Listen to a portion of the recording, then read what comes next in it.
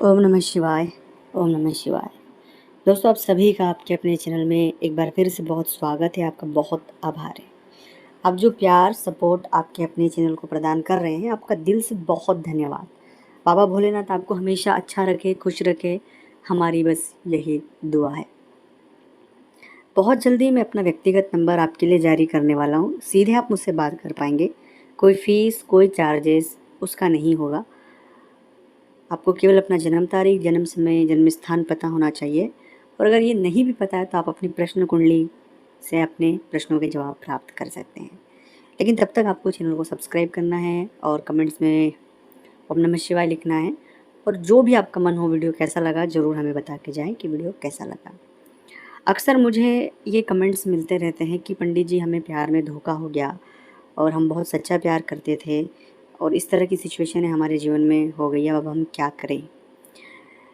तो प्यार के विषय पर एक ही बात जो सबसे महत्वपूर्ण है कि जो बाहरी व्यक्ति, कोई अन्य व्यक्ति जब भी किसी को समझाता है, समझ पाना बहुत टफ है। मैं पहले ये बात क्लियर कर देना चाहता हूँ, क्योंकि प्यार संवेदना, भावनाओं का विषय और आस्था का विषय है, न कि किसी भी तरह से उसे कोई भी व्यक्ति उसके साथ न्याय कर सकता है या जस्टिस कर सकता है। पर हम कुछ चीज़ों को समझ सकते हैं। उन चीज़ों को समझने के बाद शायद हम हमारे जीवन में किसी तकलीफ या परेशानी से, खासकर इन भावनात्मक रूप से, बच सकते हैं। यही उद्देश्य से मैं यह वीडियो आपके लिए बना रहा हूँ, जिससे कि अगर आप किसी सच्चा प्यार करते हो तो बहुत सी चीज़ें आपकी क्लियर हो जाएगी। सबसे पहली और मुख्य बात कि प्यार जो है वो बंधन नहीं है।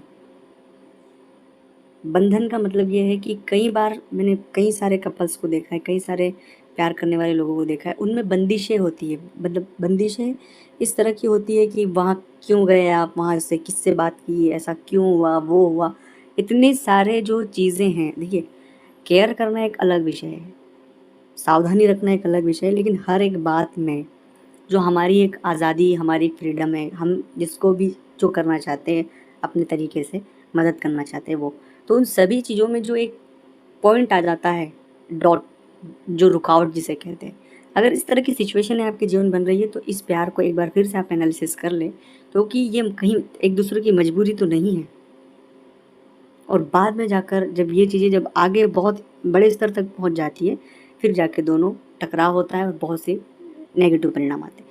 इसलिए कोई भी प्यार करें उसमें यह चीज़ ज़रूर याद रखें कि हम सुरक्षा, संरक्षण, ये सभी चीज़ों को तो महत्व दें ही सही, पर किसी भी व्यक्ति के जो भी प्यार कर रहे हैं उनकी जो फ्रीडम है उसे यथावत दोनों व्यक्तियों को बनाए रखना उसकी जिम्मेदारी है। बस यहाँ जहाँ पे टकराव हुआ वहाँ पर बहुत सी चीज़ें तकलीफ में आ जाएगी।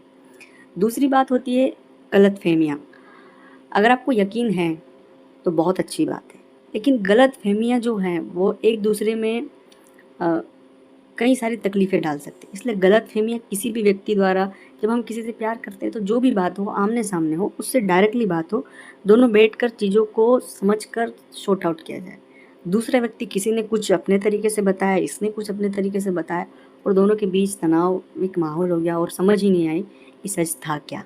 ये ऐसी सिचुएशनों को हमेशा इस तरह से हैंडल किया जाए। और ज़्यादातर परेशानी अगर हो रही है तो इसी तरह की सिचुएशनों से परेशानियाँ हो रही है। तीसरी और मुख्य बात होती है अ, प्यार के संदर्भ में कि चीज़ों को देख नहीं पाना। हम ऐसे कहते हैं कि लोग प्यार में अंधे हो जाते हैं। उसका ये मतलब नहीं कि अंधे हो जाते हैं, उसका मतलब ये है कि वो चीज़ों को सही तरीके से ऑब्ज़र्व नहीं। तो अपने प्यार में चीज़ों को ऑब्ज़र्व करना मत भूलिए। सब चीज़ों को सही तरीके से समझना ज़रूरी है। ओम नमः शिवाय।